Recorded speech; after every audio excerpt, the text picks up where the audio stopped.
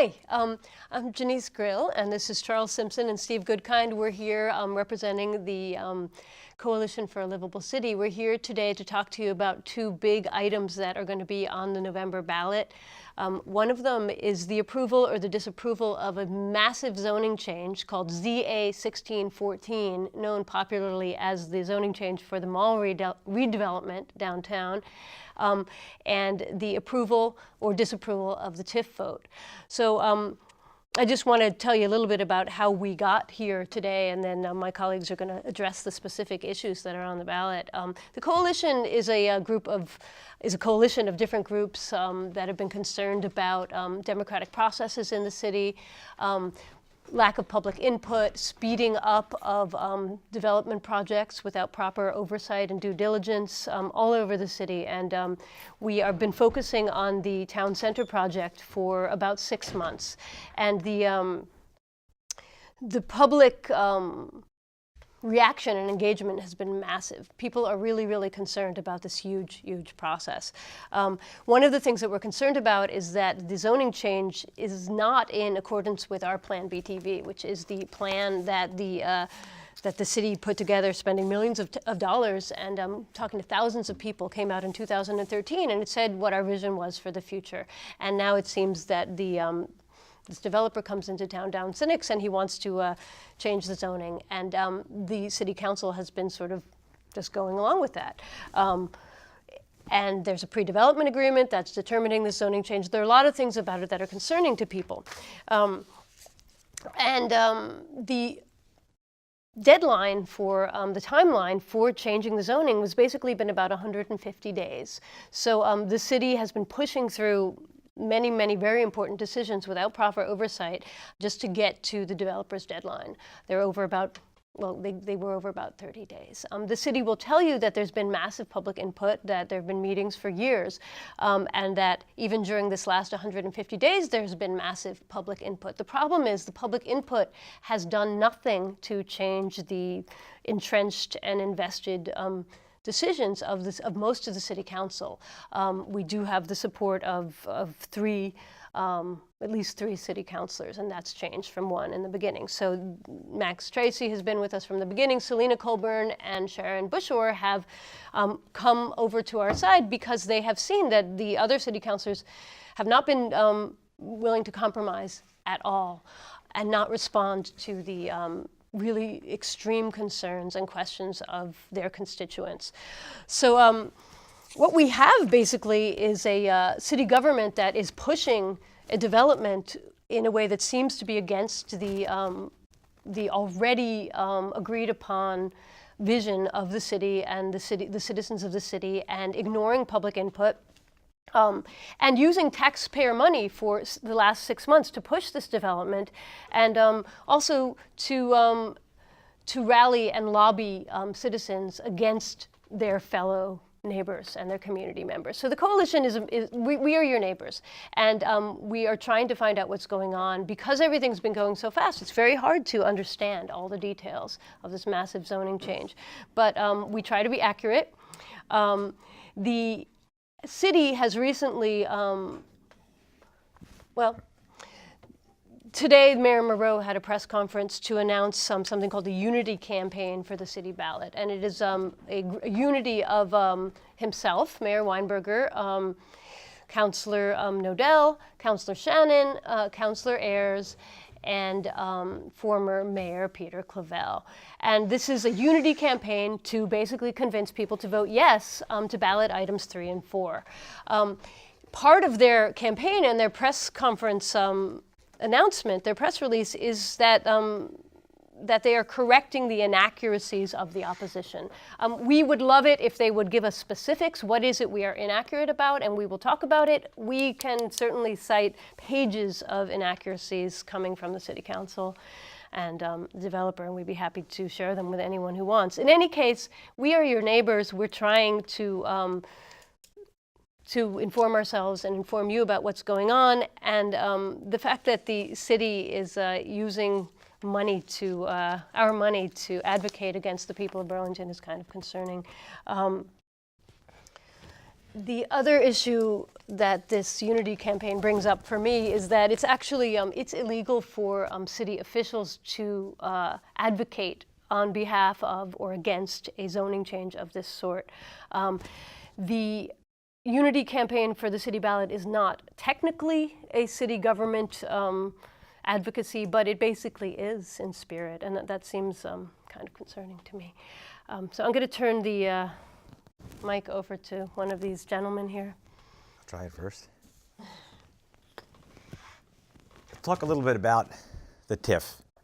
The TIF has been put out there as our chance to vote yes or no on the project. It's actually a little bit indirect, though, because you're not really voting on the project. You're voting whether to allow the project to use tax dollars to do things that the project needs to do as part of its development. In this case, the developer said that if we don't have the TIF money, that he cannot do his project. I don't happen to believe that that's true. I think this project will happen with or without the TIF. So even a no vote on the TIF probably doesn't mean a no vote on the project. But the TIF itself is unusual.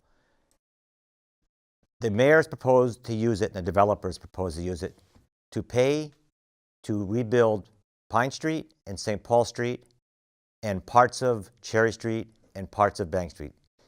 St. Paul and Pine, those two streets are actually within the development. He needs those to do his development. If he doesn't do them, I don't know how the development can exist.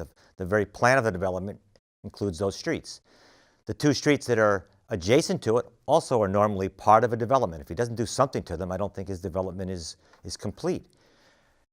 No project in this city of any development has ever had the city pay to build the streets that were necessary for that development. I was a city engineer and public works director over a 30-plus year career. No development ever had the city pay for their roads. Usually what happens is the developer will build the roads and then at no cost turn them over to the city. So quite the opposite process is normally what happens. In this case, the developer says that we should pay him for the roads. So even if you support the project, this TIF is wrong. This TIF money, and TIF can be good and bad, the TIF can be used for other things in the downtown waterfront TIF district, other serious capital needs. It can offset some of the money the mayor is going to ask us to spend on capital needs on the same ballot. It should not be going to things which a developer has to do. And on a point related to this, even though it was late in coming, the city and the developer finally produced an economic feasibility study for the project. Now you'd think that study would show how the finances, how the dollars work, what the project's going to cost, and how it could recoup those costs. And you might be able to make a decision looking at that of how badly this developer needs the TIF. In other words, if it showed the project couldn't possibly be done if there was no TIF money, you can make that kind of decision. Anyway, the report was released. The city council got their versions and the public got a different version. The public version has all of the numbers redacted. In other words, they're blacked out. So if you're a person in the public and you read the report, you can have no idea of the feasibility of this study. You can look at the bottom line and the consultants that put it together says it looks like it's probably okay. I think they thought it was a little bit weak. But you can't make a judgment yourself. You cannot see the numbers. You cannot see what he's proposing to charge for rents, for the so-called affordable housing and the other housing units.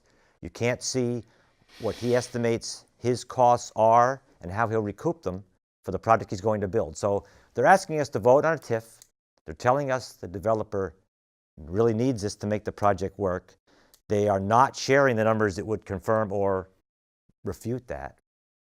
And they're also just trying to sell a TIF in a way that's really quite a bit different than any other TIF that we've seen in this city before. So I'd say people should try and look at this. We filed a Freedom of Information Act request.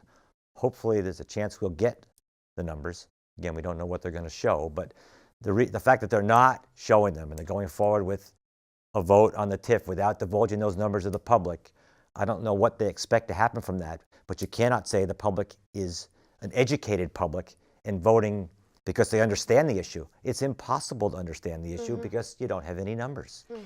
Those numbers are kept from us. Let me add too, this is the ballot, and we're talking about item 4 in the ballot, 4 and 3. 3 is the overlay district and 4 is the TIF itself. But we do have a a very recent development which has been approved. It's actually the largest development that the city has ever seen, which is of course on the former Burlington College land. And the developer in that case, Eric Farrell, is putting in perhaps 670 housing. He could actually put in 770 if he wants. But the size of that development requires streets, water pipes, sanitation systems, and the developer is doing this entirely on his own nickel. He is building the streets, including the access to North Avenue. He is doing the sidewalks, doing the piping that's required.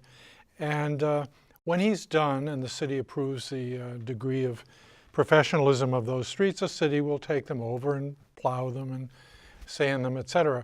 But the city will not pay for these because the developer understands that he can't have a development of this size without the internal streets, which will become public streets, but without those being created. So in this case, we've shifted the metaphor or the paradigm in a sense and said, well, okay, these two blocks which are internal to the project, which provide the opening for the office windows, the shop windows, the Restaurants, whatever. doorways, the restaurants. I mean, you can't have this without streets. And these are the internal blocks. Well, the idea is that we'll redefine those as somehow connected to connectivity, and therefore the public has an interest, and the public should pay for it. Now, what I've said is that if we really want to be fair about this, let's go back to the 1980s and see what the original developer, this is like 4 developers back, 5 developers back, or 5 mall owners back, what did they pay the city to acquire those 2 streets? I've asked several council members what those numbers are. I can't get an answer. And I suspect because those streets, as the street beds, were simply given to the mall developer. And I would say, well, if there is a dollar figure here, we'll buy it back for the same amount, plus perhaps inflation, but certainly not for $22 million. Yeah. So Yeah, there is, as I said, no developer has ever had the city buy their streets from it. In fact, they usually do other things in addition to their project. Some of you may know there's a project out on Grove Street. Ireland Concrete is doing that project. And if you've driven by recently, you notice there's been improvements to the parking lot and the park itself. They're not part of his project. And the sidewalks connecting those have also been improved. That's what developers do. They do extra things often. They don't ask to be paid extra for it. I'm not sure in his case whether the city is going to even take the streets or not. They might remain private streets. But as a developer, this is what they do. And they don't come back asking the city to buy the streets, pay them to build the streets. They build them because we need them. They're certainly they're a benefit. Everything's a benefit. Almost every street that's been built, no matter where it is, has some benefit to it. There's very few that have none. And the developer pays for it. It's part of the development costs. And then whatever tax money is derived from that in the future and from that development, the city can decide what to do with it. It doesn't just go toward offsetting costs of a specific developer. And we can certainly use this TIF money in many, many other ways. Again, there's a capital bond on this ballot. I think the city says we need about $50 million in the next 10 years. Some of that, a good chunk of that, is in the downtown waterfront district. So even if the TIF were used and we voted a different TIF, it could be used to offset those costs in the district, lower the bonding need that the rest of us are going to pay for, and we could all save some money. And it would be treated like a normal development. And this is particularly the specific problem about the democratic process. The mayor decided for us, I believe before the city even signed a pre-development agreement, he basically promised John Sinex that he would get $22 million of TIF money. He decided for us what our taxpayer money would be spent on. If we're going to have a TIF at all, we could talk about using it for something better. Correct. And I would add too that every project has an impact on all city services. And very often there is an impact fee assigned to a project. So we know, for example, that one of the big connections here will be all of the 274 housing units, the offices, et cetera, will all have bathrooms and showers and et cetera. And we already have an overloaded water treatment system in this city because when it rains, very often, if it's a heavy rain, we dump untreated sewage directly into the lake, and the lake, of course, is where we draw our water. And we have what I would consider a rather primitive wastewater system. First of all, we combine street water with toilet water, and we don't separate them out. This means that the treatment system gets a huge amount of water when it rains. Second of all, it's tertiary. That is to say, we do treat for bacteria, but we do not treat for what's a very current problem, which is pharmaceuticals in the water. These are endocrine disruptors. There's all sorts of, not only that, you've got caffeine, you've got whatever we eat goes into the toilet, goes into the water system, and ultimately back into our drinking water system. We are faced, I think, with a need to expand our wastewater treatment system and to move to a tertiary system which gets rid of some of these pharmaceuticals. We could use a TIF money for that. We're not. And while you mentioned the lake and environmental issues, I do want to point out that the mayor is trying to sell this project as an environmental project. It's sort of a classic case of greenwashing. He's acting as if we could only get a requirement for LEED certification, we could only get a new stormwater system, we could only get the district energy project for the McNeil power plant if we built an 175, 180-foot building with increased mass and less and more pavement and 3 floors of parking garages. Obviously, the people of Burlington are smart enough to see that we could get all those things. We could require healthier buildings. We could require a better stormwater system. We could require use of the district energy without a building that's going to increase the stress on the lake, on traffic, on carbon or carbon footprint, all those things. We could have a really green building. Now, the coalition is not promoting a museum city. We understand that change is inevitable. Change is very often positive. Growth can be positive. But the question is how to evaluate it, where it should be, to what degree. So we're for growth, we're for development, but we think this is way, way beyond, over the top. And maybe that's a good segue to show the Plan BTV was a growth plan. Exactly. Growth blueprint is not a stagnant blueprint. It takes things from where they are, and just as a note, in the current zoning, if you do the bonuses, you can go 105 feet. Right now, he's at about 30, 35 feet with the ball. He'd go 3 times as high under the existing zoning. It's a lot. Yep. And he could do a lot more, and he wouldn't be allowed to put that parking garage above ground on all 4 corners of his project. So it probably could look a lot better. You could do everything you could do there. And the zoning is tricky because it's not all bad. There are parts of the new zoning rules that are good. But where it's bad, it's really, really bad. And they're asking you to take the good to get through the bad things that we wouldn't normally want. We could have a zoning ordinance that just did a few things, tweaked a few areas that might be beneficial, and not have to have a drastic change that would allow something that's just so out of character with anything we've seen, and probably out of character with anything that a city like ours is doing today.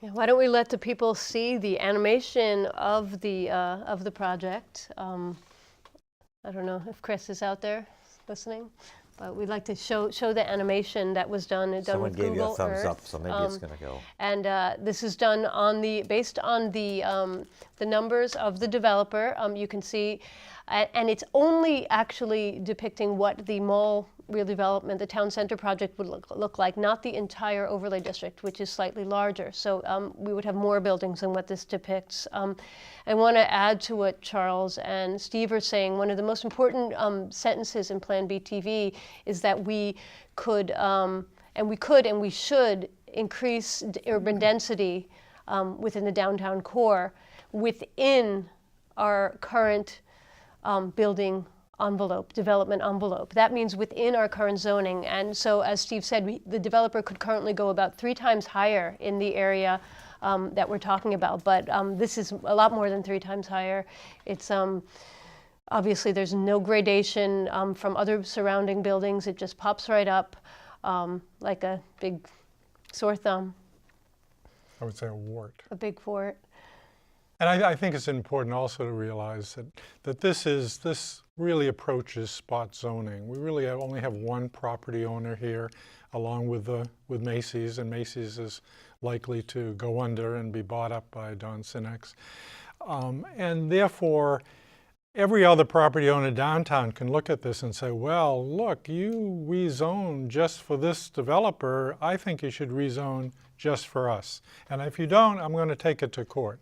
And I suspect the city will have very weak legs to stand on to resist this. They may, in fact, this may be ultimately their plan, to really open up the new heights across the downtown area. But I think we can expect a lot of fallout in terms of this particular project spreading throughout the downtown. I think the mayor, and I don't think he makes a secret of it, he feels that what's happening now is what needs to happen. He looks upon the system as being entirely broken. From his own development experience in Burlington, he thinks it's broken. This is his way of basically getting at that and getting back at that, and I think by opening it up, he thinks he's unbreaking it, and instead he's really opening the floodgates for something much more undesirable than what we've seen in the past.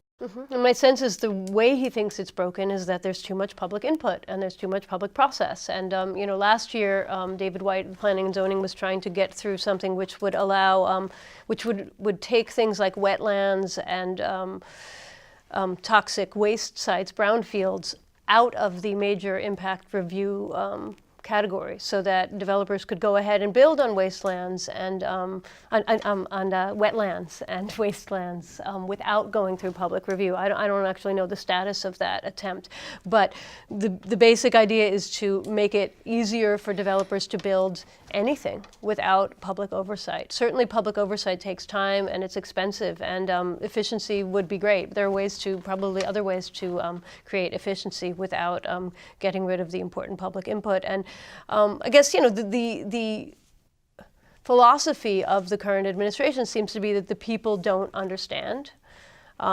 We should just listen to them. And if we do try to get our own information and find things out, then what we find is misinformation. So the city has accused the coalition really of mythologizing, of being inaccurate, of misstating. And I want to focus really on one myth that's quite widely distributed by the city. And that's a myth that parking can't be put underground. If we go back a year and a half or so, the developer initially proposed underground parking. Plan B TV proposes underground parking. The city council has, the city planning commission said that underground parking is the most preferred alternative for parking. And if that doesn't work, well, at least we need to wrap it around offices or housing so that you're not looking at it. In this case, we sort of have the worst choice, which is parking, which is not going to be much different than what we see now in the parking garage, that ugly facade that we see from Cherry Street. And as Steve points out, this will be much larger. It'll be 925 spaces as opposed to the present roughly 600 or so spaces. It'll be on all corners of that. All corners. Bank Street, Pine, St. Paul, Cherry Street lot. It's all the way around now, not just on Cherry Street. And they talk about faking it up. They say, well, we'll put in as if office windows or something like that. But that is so unconvincing, because a garage, for health reasons, has to be at least 50% open to the open air, and it's got to be ventilated, and so it's not going to look like it's habitable, or it's not going to look like it's offices.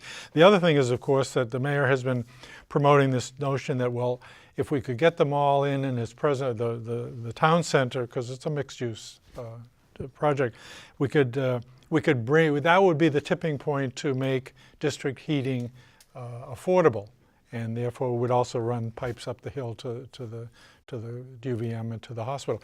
But notice that if you have a mall, if you have a three levels of parking in the middle of your mixed-use building, what does that do to your heating efficiency? Well, I would suggest not very helpful. But let me go back to the parking itself. The mall, of course, has two retail levels. One is the concourse, which is underground. It's underground more than 16 feet. This is the area which is least desirable to retailers. This is the area that has the most vacancies.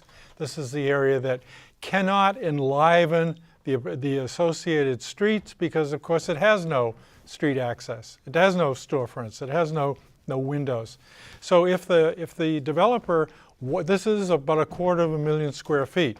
If the developer wanted to give up that area for retail, he could put more than 500 parking spaces, not housing units, Well, I'm gonna turn them parking into housing spaces there. units later. And if he dug just a little bit, he could put in 2 layers and have over 1,000. Now, I don't recommend that because I don't think we want another 500 cars downtown. But he could do that easily. He could drop his building 3 stories. 3 or 4. This is the sensible thing to do, and he's been obstinate in saying, well, no, I can't do this. And they've mentioned this idea that the soil is contaminated, I have to dig so deep and whatever. First of all, as we've discovered, the soil is really not that contaminated. And There's no evidence of contamination. There's no No evidence so far. Yeah. And he wouldn't have to dig, but a few feet in order to even get 2 layers in there. So this is a red herring. This is a false reason to maintain above ground parking. And also, if he did go above ground and there was no other way, you can do it off-site. He could add on existing garages that are wrapped around by buildings. In fact, the one behind the Hilton Hotel, which is wrapped inside other buildings, you cannot see it from the main streets, that could be added on to. He could get his parking that way. Anything but this, basically it's parking garage with buildings atop of it. That's what he's going to create. And nothing like this has been built in this city, maybe ever built in this city, and no one's building things like this now. The parking should be underground, wrapped around, or off-site. This is the worst possible version, and the video showed a lot of views of the project sort of from the air, but what you're going to see if you're downtown, if you're walking by these streets, you might see a layer of shops underneath or some kind of storefronts. Then it's 3 or 4 stories of dead space. That's the parking garage. Disguised as it may be, it's dead. There aren't windows, there aren't people, there's no interaction. On top of that will be some office, and only when you get to, I think, the 8th floor do you see the first occupancy by people. I think And it's one of the main points, scheduled to be students, but the communication with the street and having it be a street that's lively and got things going on, it's very tenuous. It's 1 level tucked under the parking garage. That's it. yeah, and one of the main points of advocating for this project that comes out of Plan B TV is making the streets lively and creating more of an activation of the streets. So people say, well, this is going to be more vibrant. Well, not with 3.5 floors of parking garage. And another point is that, the people who are promoting this project keep talking about progress. But we see this project as actually a 20th century project. We'd like something that's actually really progress. There is a bus station right next to this building. We could have park and rides. We could have trolleys, we could have all kinds of ways to reduce cars in the downtown, and that would really be progress. But are we wrapping up here? They put a sign up. I don't know if we had more time. That was a 5-minute sign. We Okay. got a few more minutes. Let I'm me gonna make talk about what a couple of we're more doing, points. too. One is, I think, the only way to move ahead in the future of the city. And we are, of course, the future of the city is the future of the country. And the future of the country is in peril because of climate change. If we really want to do our part, we've got to have electric mass transit. The only way to get electric mass transit, and of course this is not so much new because we had it in the 1930s. We had trolley lines that went north and south and east. We could get that if we didn't keep building parking spaces downtown. We essentially used a stick as well as a carrot to get people to move to electric mass transit. We have a city electric system. We could easily support mass transit. So I think that's part of it. One other thing that I think Steve touched on is this idea that 80 units will be student housing. First of all, is that appropriate? Is that going to solve our housing issue. Well, I don't think so, because that housing for students is more appropriately located on college campuses. And if we eliminated that 1 or 2 or 1.5 stories for student housing, that would drop the building height yet again. Right. So, it's a sort of a bad mix. And then the developer wants this because it's a 15-year lease agreement. He doesn't have to worry about empty apartments and things like that. But it's not what's going to bring, I think, vitality to the downtown. It's simply going to cause additional policing, maintenance issues, and it's just simply another giveaway, in a sense, to the institutions. And all those things, as you noted, they're increasing the height. Yes. So you're having things we don't want, and those things, not only don't we want them, but they're making the height a much bigger issue also. So they really are cutting in both ways, two bad ways. Exactly. And if the city had been willing to listen to the people and all these good ideas and these very reasonable ideas that are being put forth by all kinds of people with all kinds of expertise who happen to be citizens, then we could have a better project. And what we're hoping is that people vote no on ZA 1614 and vote no on the TIF, and then we get a better project afterwards. I mean, the mayor and the Burlington Business Association and the new group Unity Campaign for the City Ballot are arguing that this is our only chance to have anything done in the downtown. They act as if it's a blighted area. This is patently absurd. We have a very vibrant downtown. This is a very popular place. Don Sinex, as we know, came here, was attracted because it was so vibrant. We've heard that the city businesses downtown have had a better year in retail than for a long time. This is a great place. Someone else is going to want to build something here that is more in keeping with what we want. And also, we would just like to encourage everybody to look out in the next couple of years. There's an election in March, and there'll be another one coming up for the mayor, and to think about trying to elect people or run yourselves who will be representing the people and the concerns of the people, and actually to create a real dialogue, real public input. That is not just a simulacrum of us talking and them, looking at their laptops. And let me make one final point, which is I'm all for vision and I'm all for addressing future needs, but there's a very narrow self-interest that I think people are confronting. This one ballot will ask you to fund about $58 million worth of additional debt. We already have $15.5 million worth of TIF debt, which we've accumulated already. We know that the city school system has told us that they need $65 million to simply meet unmet maintenance needs on their building. And if, of course, they want to move ahead to a new high school, that's another $100 million. So we're looking at, I think, what's about to be a cascade of debt for this city, which really means a cascade of increased property taxes. So, this eliminating this $122 million TIF, I think at least mitigates some of that damage. We can go on forever, but I think we're at Yeah. So yeah. I guess we want to talk about what the coalition is doing right now. So we are a ragtag group, but a growing group of people, who are concerned about our city and who want to educate people about the zoning change and about this TIF vote. We are flyering the city right now. Maybe you've gotten one of these flyers in the mail, and you will note that there is a QR code on it where you can actually see that video over and over again if you want. We have a blog, we have a Facebook page, we have a Twitter handle. We are fundraising. We need money to pay for flyers and for advertisements, and we have a GoFundMe account that is also listed on here and on our blog and on our Facebook page, which is Stop the 14-Story Mall. Please let us know if you want to help flyer, if you want to help in any other way, if you have special talents, or send us some money, because we are, this is a Davy and Diana against Goliath battle to take back our city, and we hope you join us. We have the courage to say no to these things, and it can be done correctly. We're a vibrant city, we're not a basket case, and we've got good plans and good vision, And if we can say no to this, we can really move forward in the right way. If this does go forward, it's not going to be the same city.